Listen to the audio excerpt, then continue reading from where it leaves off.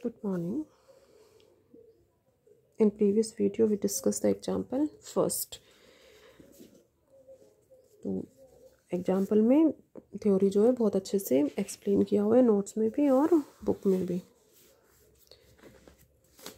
Diagram बनाओगे theory को बिल्कुल प्रॉपर लेते हुए और फिर कंप्लीट क्वेश्चन को सॉल्व करोगे। In next example second, two unequal masses means यहाँ पर दिया हुआ है m1 is greater than m2, m1 जो है वो ग्रेटर है m2 से, are suspended by a light string passing over a circular pulley दिया गिवन है और इसका मास कैपिटल M और रेडियस जो है वो स्मॉल a दिया हुआ है। ठीक है, इसको सस्पेंड किया जाता है लाइट स्ट्रिंग के अकॉर्डिंग। ठीक है, no slipping and the friction of the axis may be neglected. Friction force जो है वो 0 है, कोई भी यहाँ पर उसको नेग्लेक्ट किया गया है, mu equal to 0। Small f acceleration, show that this is constant की एक्सेलरेशन जो है वो कॉन्स्टेंट होगा, एक तो ये प्रूव करना है। एंड के is radius of gyration of the पुली, कि इसके लिए रेडियस ऑफ जायरेशन के है about the axis, then show that k square equal to this term and calculate the pressure on the axle। इसका जो है प्रेशर भी फाइंड आउट करना है। अब देखो, कोई भी सर्कुलर पुली सबसे फर्स्ट कंसिडर करोगे, ये हो गया। ठीक है, इसका सेंटर हो गया और ये इसका मास जो है कैपिटल M गिवन है और रेडियस क्या है, स्मॉल a है, तो ये स्मॉल a रेडियस हो गई, ये भी स्मॉल a हो गई। ठीक है, किसी भी लाइट स्ट्रिंग के अकॉर्डिंग इसको सस्पेंड किया जाता है।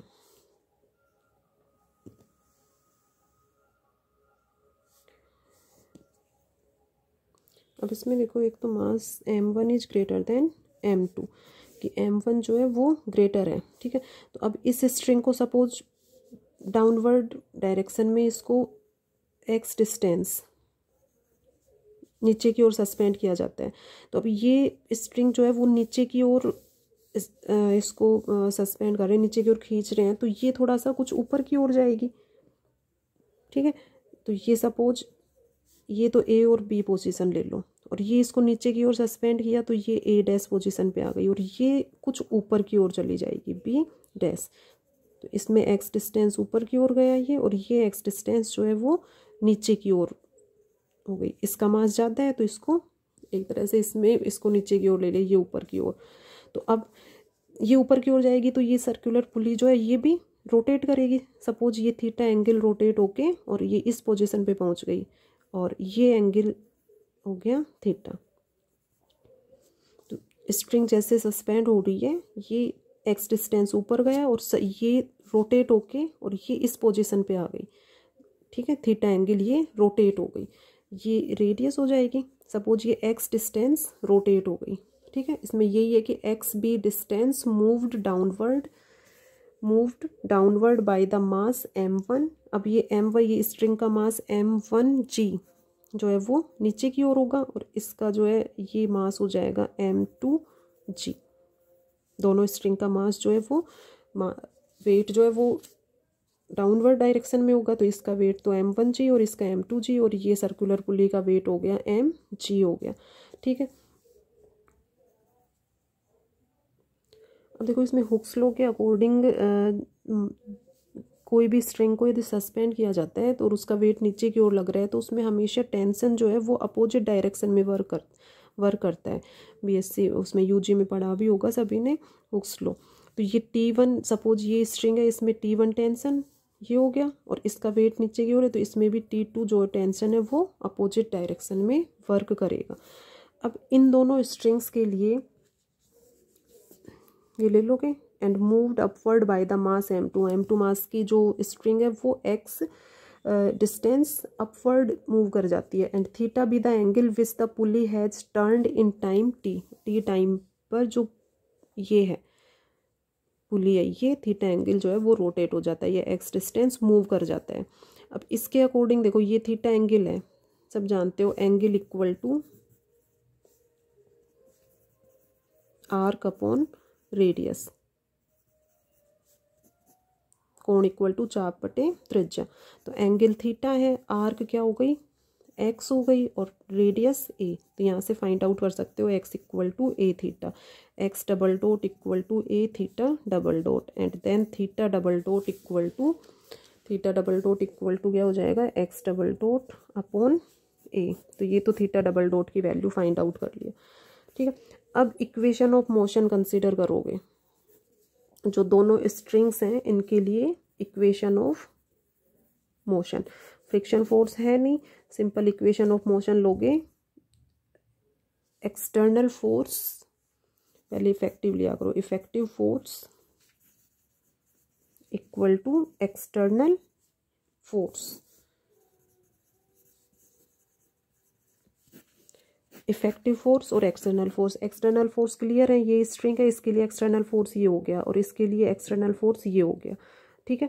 और ये एक फोर्स जो है वो टेंशन, वो ये हैं दोनों में, ठीक है। तो टू फोर्सेज हो गए, एक तो m1g और एक ये m2g और ये।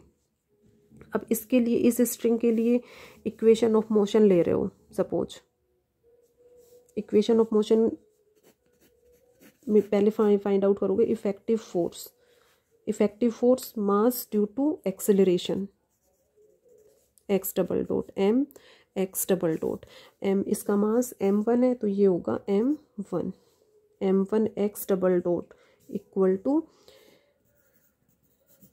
वेट डाउनवर्ड डायरेक्शन में, ये अपोजिट डायरेक्शन में है तो m1g और माइनस t1, दोनों फोर्सेज को जो भी एक्सटर्नल फोर्स हैं उनको ऐड करोगे, लेकिन इनकी डायरेक्शन अपोजिट है तो ये ले लोगे, ठीक है। अब इसमें ये एक्स डिस्टेंस कम हो रही है तो इसके लिए इस स्ट्रिंग के लिए इक्वेशन ऑफ मोशन कंसिडर करोगे तो m2 और ये इस डिस्टेंस कम हो रही है, इसमें तो इंक्रीज हो रही थी और ये ऊपर जा रही है, तो दोनों की अपोजिट डायरेक्शन हो गई, तो इसको पॉजिटिव ले रहे हो तो इसको नेगेटिव लो, minus m2 x double dot equal to external force क्या क्या है m2g और ये t2। तो जहाँ भी स्ट्रिंग है सस्पेंड किया जा रहा है तो उनमें हमेशा टेंशन क्रिएट होता है। ये इक्वेशन ऑफ मोशन हो गई, यहाँ से m2 x double dot equal to t2 minus m2g। तो ये तो दोनों स्ट्रिंग्स के लिए इक्वेशन ऑफ मोशन हो गया। अब इस पुली के लिए भी इक्वेशन ऑफ मोशन कंसिडर करोगे, तो अब इसके लिए जो इक्वेशन ऑफ मोशन लोगे, ये सर्कुलर पोजीशन में रोटेट कर रही है, थीटा एंगल से ये रोटेट करके इस पोजीशन पर मूव एक्स डिस्टेंस मूव कर रही है, ठीक है। अब इसमें इक्वेशन ऑफ मोशन जो कंसिडर करोगे वो मूवमेंट के अकॉर्डिंग कंसिडर करोगे।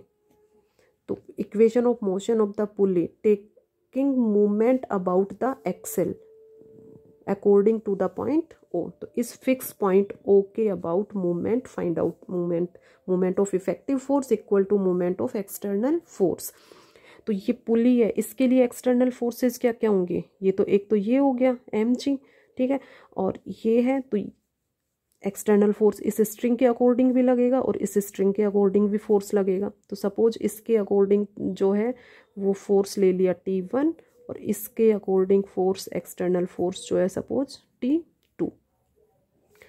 तो तीन एक्सटर्नल फोर्स हो गए यहाँ पर T1 T2 और एक हो गया ये mg। अब इन तीनों की फिक्स पॉइंट से डिस्टेंस लोगे क्योंकि मूवमेंट फाइंड आउट करना है। तो इसमें जो फिक्स्ड एक्सिस है उसके अबाउट फिक्स्ड एक्सिस के अबाउट ये फिक्स पॉइंट ओ है, इसके about movement of effective force find out करोगे। तो देखो ये T1 है, T1 फोर्स है, इसका फिक्स्ड पॉइंट से डिस्टेंस ए हो गया तो T1 इंटू ए।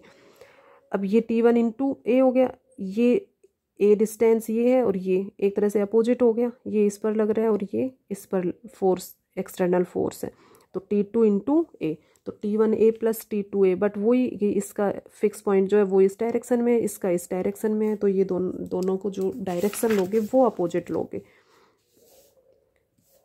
ये इफेक्टिव फोर्स नहीं एक्सटर्नल फोर्स है ये T1 T2 और mg। तो T1 into a minus T2 into fix point से distance a plus m g external force है और उसकी ओ पॉइंट से डिस्टेंस जो है वो 0 होगी। ठीक है, तो ये टर्म तो इस तरह से 0 हो जाएगा, ओनली T1A माइनस T2A। और moment of effective force fix axis के अबाउट, जो अपना फर्स्ट डेरिवेशन था उसके अकॉर्डिंग एम के square theta double dot.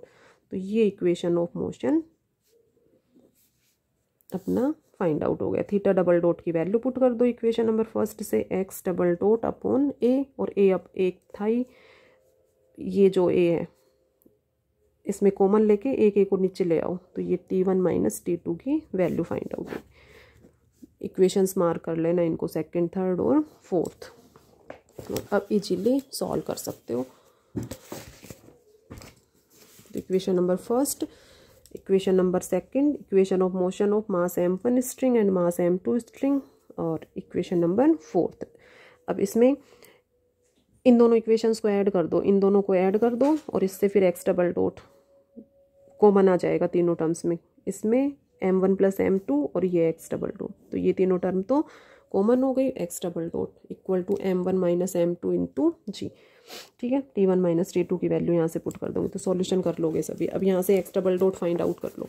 X double dot के लिए इस टर्म को डिवाइड कर दो, इसको डिवाइड करोगे, देन एक्स डबल डॉट की वैल्यू ये आ जाएगी। ठीक है, मास है constant, g radius of gyration constant, a radius है वो भी कांस्टेंट, तो ये पूरा टर्म जो है वो कांस्टेंट है। तो फर्स्ट पार्ट में तो यही प्रूव करना था कि एक्सेलरेशन जो है वो कांस्टेंट होगा।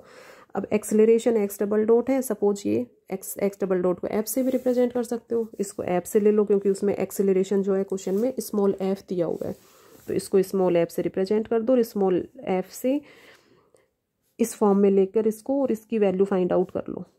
इस m के square upon a square into f equal to, इन दोनों टर्म्स को इसके साथ ले लो और के स्क्वायर फाइंड आउट कर लो। तो एक तो यही पार्ट था। एक प्रेशर फाइंड आउट करना है, pressure means T1 plus T2 की वैल्यू फाइंड आउट करोगे। तो T1 प्लस T2 को फाइंड आउट करने के लिए T1 plus T2 find out करना है। तो ये तो जैसे पॉजिटिव है, और ये पॉजिटिव कब होगा, जब इसमें से इसको माइनस कर, इस इक्वेशन में से इसको माइनस करोगे। ये तो पॉजिटिव है और ये माइनस करोगे तो ये भी पॉजिटिव हो जाएगा, तो इसमें से इसको माइनस कर दो, T1 plus T2 find out कर लो। ठीक है, तो इन दोनों इक्वेशंस को माइनस करके then we will find the value of T1 plus T2। तो इस तरह से ये क्वेश्चन जो है वो, दोनों क्वेश्चन बहुत अच्छे से एक्सप्लेन कर दिए सभी को। अब एग्जाम्पल फर्स्ट, सेकेंड और थर्ड सभी अच्छे से वीडियो को देखते हुए और फिर सॉल्यूशन जो है वो बिना देखे हुए करके देखेंगे सभी।